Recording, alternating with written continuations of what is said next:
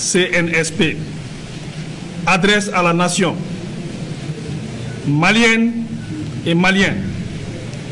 Depuis un certain temps, la tension politico-sociale mine la bonne marche du pays. Les contestations nées des dernières élections prouvent à suffisance que le pays va mal. Le Mali est un vaste pays, riche de par sa diversité culturelle, riche de son sous-sol, riche de ses hommes, riche de sa faune et de sa flore, mais dont l'existence en tant que pays, nation est menacée dans tous ses fondements.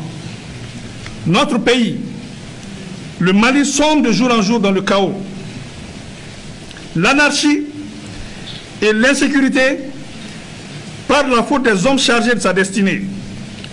La vraie démocratie ne rime point avec complaisance, ni faiblesse de l'autorité de l'État qui doit garantir la liberté et la sécurité du citoyen. Maliennes, Maliens, le clientélisme politique, la gestion familiale des affaires de l'État ont fini par tuer toute opportunité de développement dans le peu qui reste encore de ce beau pays. La gabégie, le vol et l'arbitraire sont devenus des vertus. Face à l'ineffectivité de la bonne distribution de la justice, celle-ci est en déphasage avec les citoyens et n'a pas les moyens d'assurer son indépendance et son efficacité. L'éducation nationale piétine et même patauge. La santé est au plus offrant. La décentralisation prônée comme moyen de rapprocher le pouvoir des populations a complètement manqué d'accompagnement des moyens par l'État. Maliennes et Maliens, des villages entiers sont brûlés, de paisibles citoyens massacrés, et nous déplorons tous les jours la perte de nos compagnons d'armes.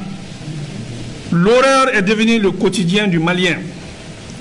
Les Maliens sont devenus des réfugiés dans leur propre pays, en proie à toutes les difficultés existentielles.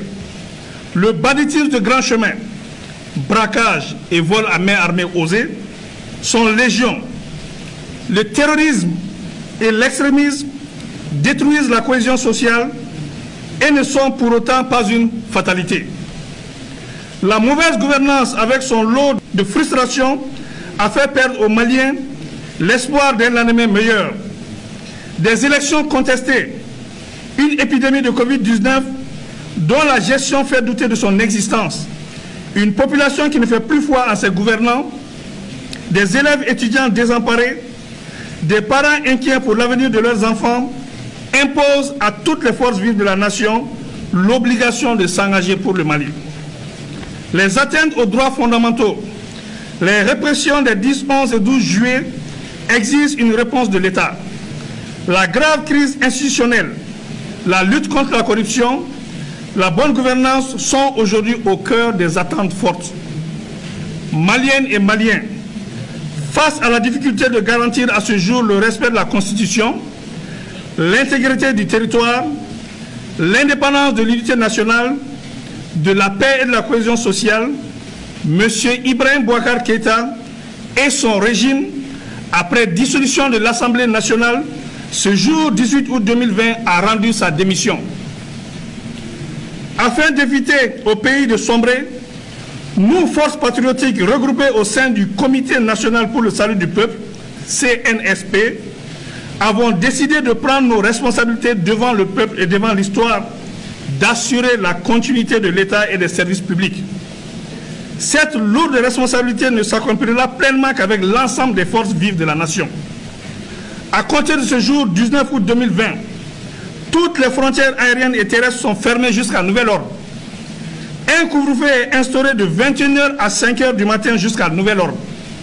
La continuité des services publics sera assurée par ceux qui en ont droit au regard des textes en vigueur. La société civile et les mouvements sociopolitiques sont invités à nous rejoindre pour ensemble créer les meilleures conditions d'une transition politique civile conduisant à des élections générales crédibles pour l'exercice démocratique à travers une feuille de route qui jettera les bases d'un Mali nouveau. L'heure est au-delà des clivages politiques et idéologiques sémant les graines de l'affrontement et de l'intolérance et conduisant à la haine qui est maléfique. Nous demandons aux organisations sous-régionales et internationales de nous accompagner pour le bien-être du Mali. La MINUSMA, la Force Barkhane, le J5 Sahel, la Force Takuba demeurent nos partenaires pour la stabilité et la restauration de la sécurité. S'adressant à vous, frères d'armes, nous vous exhortons à assurer la continuité de vos missions régaliennes tant qu'organiques et coopérationnelles. Maliennes et Maliens, avec vous, debout comme un seul homme, nous pouvons redonner à ce pays sa grandeur d'antan et son rayonnement sous-régional et international. Il ne paraît pas aisé, mais en arrêtant la saignée des comptes publics, beaucoup de revendications catégorielles pourraient être gérées. Tous les accords passés avec les partenaires nationaux, régionaux et internationaux seront respectés. Nous invitons par ailleurs nos frères de la coordination des mouvements de l'Azawad-Sema et de la plateforme à nous rejoindre pour la mise en œuvre efficiente de l'accord issu du processus d'Alger. Rien ne doit entraver l'unité de la nation malienne. Nous sommes attachés au processus d'Alger. La paix au Mali est notre priorité et elle se fera avec vous. Faisons bloc pour faire échec aux forces du mal qui nous écument et veulent prendre en otage notre cher pays. Nous allons prendre en compte les conclusions du dialogue national inclusif DNI pour l'amélioration du cadre de bonne gouvernance. Maliennes et Maliens, nous ne tenons pas au pouvoir, mais nous tenons à la stabilité du pays, qui nous permettra d'organiser dans des délais raisonnables consentis des élections générales pour permettre au Mali de se doter d'institutions fortes, capables de gérer au mieux notre quotidien et restaurer la confiance entre les gouvernants et les gouvernés. Nous invitons tous les regroupements syndicaux et sociopolitiques à la retenue sans violence, sans rancune et sans vengeance aucune. Conservons l'esprit démocratique et donnons espoir à ce peuple qui le mérite. Vive la République, vive la nation, vive le Comité national pour le salut du peuple. Que Dieu bénisse le Mali. Je vous remercie.